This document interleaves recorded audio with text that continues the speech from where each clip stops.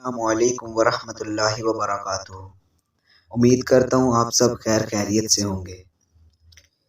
एक इलाके में एक बाबा जी का इंतकाल हो गया। जनाजा तैयार हुआ और जब उठाकर कब्रिस्तान ले जाने लगे तो एक आदमी आगे आ गया और चारपाई का एक पाँव पकड़ लिया और बोला कि मरने वाले ने मेरे 15 लाख देने हैं, पहले मुझे पैसे दो फिर इसको दफन करने दूंगा। अब तमाम लोग खड़े तमाशा देख रहे हैं।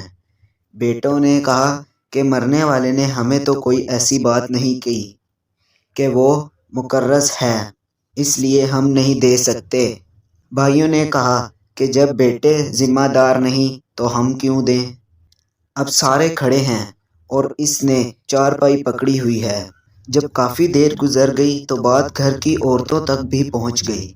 भले की एक लौती बेटी ने जब ये बात सुनी तो फौरन अपना सारा जेवर उतारा और अपनी सारी जमा पूंजी आदमी के लिए भिजवा दी और कहा कि अल्लाह के लिए ये रकम और जेवर बेच के इसकी रकम रखो और मेरे अब्बू जान का जनाजा ना रोको। मैं मरने से पहले सारा कर्ज अदा कर दूंगी और बाकी रकम का जल्द बंदोबस्त कर दूंगी। अब वो चारपाई पकड़ने वाला शख्स खड़ा हुआ और मजमे में मुखातिब होकर बोला, असल बात तो ये है, मरने वाले से 15 लाख लेने नहीं, मैंने उसको देने हैं और इसके किसी वारिस को मैं जानता ना था तो मैंने ये खेल किया। अब मुझे पता चल चुका है कि इसकी वारिस एक बेटी है और उसका कोई बेटा या भाई नहीं है। अब भाई मुंह उठा के इसे देख रहे हैं और बेटे भी।